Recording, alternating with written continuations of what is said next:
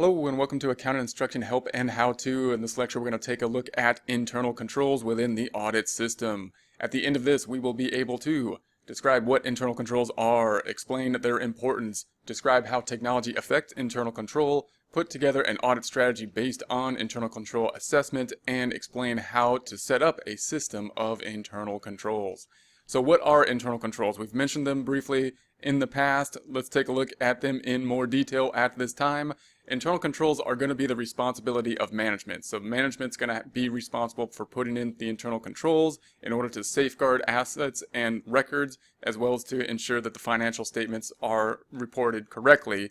And we as auditors are then having the objective of auditing the financial statements to make sure that the financial statements are reported materially correctly, are going to need some assurance from the management. Part of that assurance is the fact that management has a set system of controls, and one of the objectives of those controls is to make sure that the data is being reported correctly.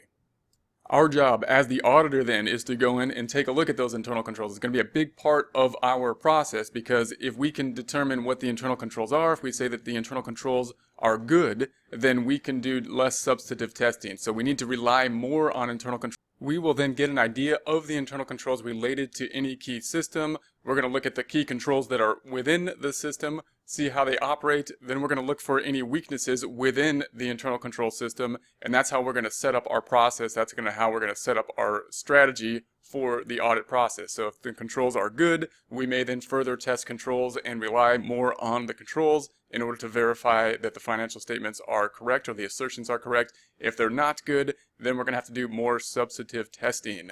So in terms of internal controls from the business side of things, from the company's side of things, we could break this out into three different areas, three different types of controls for an organization. And they could be related to the financial reporting. So actually the controls related to making sure that the data is being processed into the financial statements and that process is happening accurately. There could be controls related to the effectiveness and efficiency of operations. So these are going to be controls to make sure that the operations are done well, are done efficiently. These are the ones where you got the person, you can imagine a person with a stopwatch trying to see exactly how long a certain process happens and trying to put in systems to improve the process time. And then we have controls related to compliance with laws and regulations. These are going to be controls that are set up to make sure that we are in compliance with laws and regulations. So as we go through our daily processes, then we should have the controls set up in such a way that we are in compliance. If we have those three things in place, then management can spend more time focusing on the day-to-day operations, the day-to-day management, and have less surprises related to these other types of areas. Now, we as the auditor, of course, are most dependent or most reliant on what we want to do is to make sure that the financial statements are materially correct. Therefore, when we look at these three objectives, we are looking for the controls mainly that are related to the financial reporting, because that's what we're trying to determine. So of these three control sections, we may spend some time in the other ones. We may be looking at laws and regulations as it relates to the financial statements. We may be looking at operational controls as it relates to the financial statement.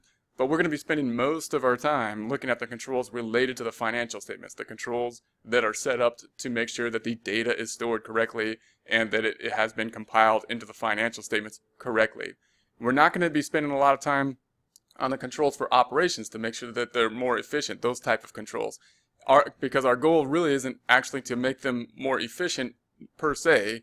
Our goal is to make sure that what has been reflected correctly on the financial statements. The use of technology within the organization and the use of technologies within the control system is going to play a big role within the audit as well. We're going to have to get an understanding of how the technology plays out, how the systems are being put in place, and look at the benefits and risks related to the computer system. So obviously there's going to be a lot of benefits related to automating systems and having more computer systems in place, and there are related risks to that as well. For example, some of the benefits are the fact that a computer system can repeat processes fairly standard, so the process will be standardized and repeated in a standard way. Computer systems can allow us to segregate duties, which is one of the major types of controls that we're going to want to take a look at, and have one person working on one piece, possibly with the possession of things like assets and the other person being in charge of recording. That type of separation of duties can be done by giving separate access to the computer system, and that's going to be a huge type of control. There's a lot of types of controls within the computer system that can actually catch errors in an automated type way. It can catch simple type of errors. The double entry accounting system itself being something that can be made sure to be in balance within an accounting system that can be done with dates and a lot of different type of things within the accounting system.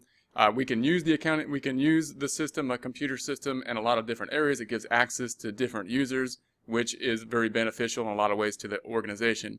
The risk factors, of course, will be that it's possible for other users to get into the system. So if we get access from other users that they shouldn't have access to, that's going to be a problem. That could either happen from a poorly designed system or from a system that gets hacked into in some way. It's also going to be just complicated in terms of technology. These systems can be very, very complicated when we start to segregate the duties and we get different access to different pieces of the system. And we need people that both know the controls and then people that know the technology. We need both of those people to work together in order to put in a complicated system like that. We also need to update the systems over time. So that means that over time, we're going to have to update the technology of the system, and we're also going to have to update the processes that are involved in the system. So as time passes, sometimes people leave and stay within an organization, and when we look at the system at a later time, it's possible that it's not fully understood by the current people in terms of how it's working, and therefore it can be difficult to replace. And that also leads to the problem of if something is not processing correctly, just like if we put something into a calculator and it gives us a number but we don't know exactly what happened, we can have that same type of thing happen within a computer system. The computer system could be spitting out data that we don't fully understand how the process happened, and if the process is not correct, then the data won't be correct. So those are going to be the risks and benefits that we'll have to analyze when we look into the use of a computer system within the internal controls system. We will break the components of internal controls into 5 parts, those parts being the control environment, the control activities, information and communication, entity risk assessment process, and monitoring of controls. So let's take a look at those in more detail. The control environment is what it sounds like. It's going to be the environment of the organization. What are the principles of the organization? And it's usually going to be set from the top down. So what are the principles of the organization related to internal controls, the importance of internal controls, as well as the standards of conduct within that organization. The risk assessment process is going to be the process of monitoring and seeing whether new risks have entered the organization, and then to look into those risk factors. So new risk factors could be external, meaning it could be market related. It could be internal. We could have changes in the organization and the personnel that could cause internal risk factors, as many other types of risk factors. Information and communication relates to the communication of the information as it relates to the internal controls. This will be an important component because the internal controls are a bit of red tape in some ways. Sometimes the internal controls actually take longer than if we didn't have the controls. When we do things like separate duties or we have to get authorization, there's reasons for that, but they also can cause more of a longer process. They can cause more time, and we need to have good information in terms of what the internal controls are in the first place, but also why we're having them, why this internal control there, so that when employees are implementing them, they understand the importance of the internal controls. And that has partly to do with the control environment as well. Control activities have to do with the actual activities, the actual controls that are put in place within the process, and monitoring controls has to do with going back into those controls and monitoring whether they are doing what they're supposed to do. Are the controls achieving their objective? Now we're going to take a look at principles that are related to those components of the internal controls. And if an organization is able to put in a system that touches on these principles, they can have an effective system of internal control. First, we're going to take a look at principles related to the control environment. Remember, that's going to be the overall environment, usually set from the top down, on the importance of the internal controls and the regulations that are in the organization. So the organization needs to demonstrate integrity and ethical values. That's going to help to implement the internal controls. That's going to be something that usually is set from the top down. The board of directors should have independence from management and therefore be able to act as more of an independent oversight over the assessment of the internal control. Management and the board of directors should have clear reporting lines. So how is the communication going to flow through the organization? The organization should have a commitment to hire quality individuals and to develop quality individuals internally. And the company should strive to hold people accountable for actions. So those are going to be the principles related to the control environment. Principles related to risk assessment. So first we want to make sure that the organization has specific objectives that are well defined, and those well defined objectives, then we can assess the risks on those objectives. So then we can assess the risks based on a specific objective, and we can then determine what are the risk factors related to that objective. We also want to make sure that if new things happen, if changes happen, whether they be external or internal, those are times when we want to reassess the risk. And those changes could be things like changes in the operating environment. We could have changes in the personnel, especially if there's going to be key personnel within a process. Then we want to go in there and recheck the process. There could be rapid growth with an organization. Growth is always a positive thing, but it can also cause a lot of problems too, especially in terms of communication. If we have different departments and we're communicating over a longer distances, that could be issues. If we have a new computer system or a new network of some type, those are all types of issues that could mean needing new risk assessment analysis. Principles related to control activities. So remember that control activities, these are going to be the actual activities that are going to be put in place. And the main one I want you to think about is going to be the segregation or separation of duties. That's going to be a huge type of internal control, and that's the idea that we're going to have two people that are going to be doing different parts of a process. And that will help to make sure that one individual cannot either make an error or commit fraud without the other individual's help. And so the fact that two individuals are involved is going to lower the risk for fraud and the risk for error. That's going to be one of our major controls. Now there's pros and cons of that, of course, because if we did have one person in charge of some things, it could run faster in some cases. Putting two people in charge of doing two things that are part of the same process causes problems in many ways, but it also safeguards us in many ways too. So that's going to be the main one we want to take a look at. We want to have performance reviews. So we want to review the processes as we go. That's going to be a system that we want in just about any type of system. We want to implement the system. We want to then review the system and see if it's doing what it should be doing. We could have physical controls into the system. We could have an information processing controls that are within the system. Principles related to information and communication. We want to have relevant and timely communication. We want to have controls making sure that the transactions are input properly, that they have been input, and that the values within the input are correct. We want to communicate the objectives, the forms of the internal controls, and also the reasons. Those are going to be three important things that we want to put in place in terms of the communication. Again, so that we know that people know what the internal controls are, and they know how to do the internal controls, and they know why they're going to do the internal controls. Principles related to monitoring. Once we put the internal controls into place, we then want to monitor them periodically and make sure that the internal controls are doing what they were designed to do. Recall our audit risk formula and where control risk is in it. We have an audit risk formula being audit risk equals the inherent risk times the control risk times the detection risk. Remember that we're looking into the amount that is going to be the responsibility of management. That's going to be the inherent risk and the control risk. That's what we're focusing in on there. The inherent risk is going to be that things that are kind of inherent within the system. So management can't really do anything about that because it's inherent part of the process. We can't do anything about that on our side. We can do something about the detection risk, but the management does have more control over the control risk. That's where it's going to be formulated within the control risk formula. So note, that's the formula we're going to use to set if control risk, if we can depend on controls, then we can do less substantive testing. If we cannot depend on controls, we're going to do more substantive testing based on this model. In order to do that, we would go through a thought process that would look something like this. We would be testing a certain assertion. We want to develop an understanding of the internal controls, and then we're going to document the understanding of that control, and then we're going to ask the question. We're going to say, well, does this understanding or does this control achieve the objective? And therefore, can we or can we not rely on the internal controls? If we're going to say that we cannot rely on the internal controls for a specific part of the audit, then we're going to have to do more substantive testing. If, however, we can rely on the internal controls, we may then test the internal controls further and then ask the question as to whether that is sufficient for proving the assertion. If it is, then we can document that information and move on. If it's not, then we're going to have to still plan some more substantive tests in that process in order to prove the assertion.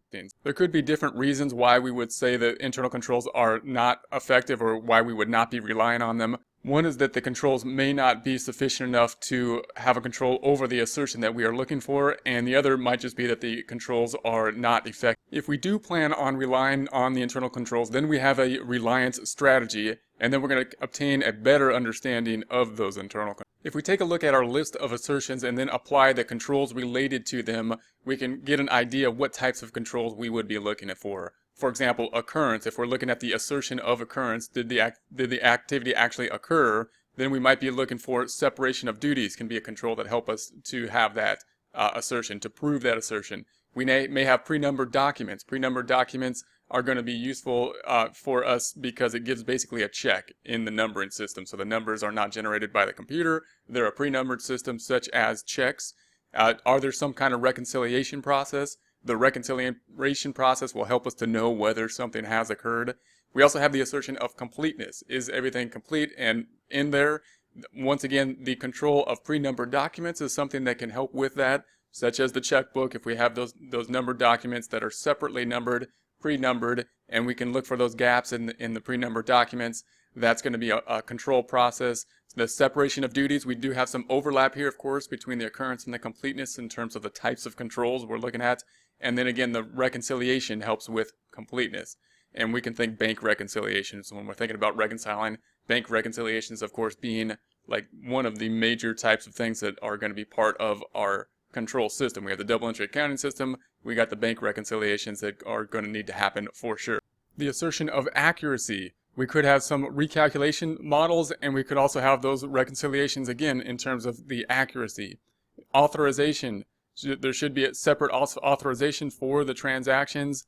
We've got the assertion of the cutoff time period. That's going to be the control over when the transactions are happening. So if we're talking about revenue recognition, we should be tying those out somehow to the shipping documents.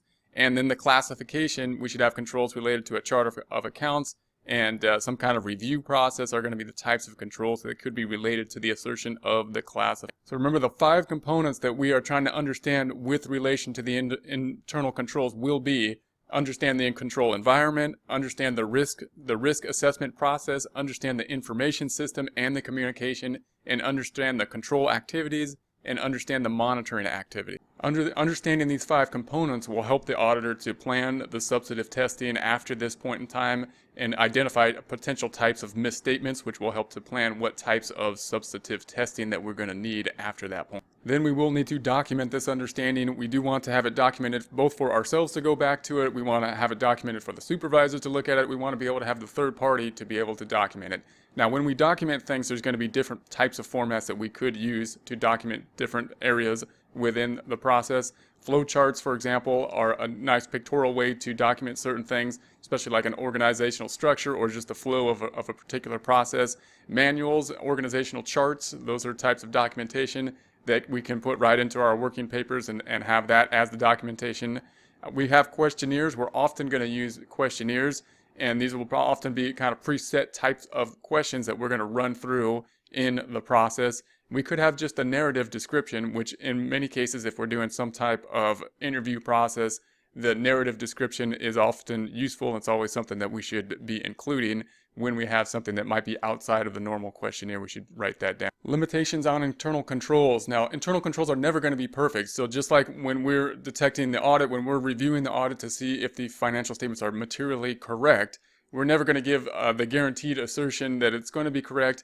And the same is going to be true with these internal controls. You can put the best internal controls in there, but there are some problems that are just inherent within internal controls that we need to be mindful of when we're taking a look at the internal controls. The first one is going to be the management override.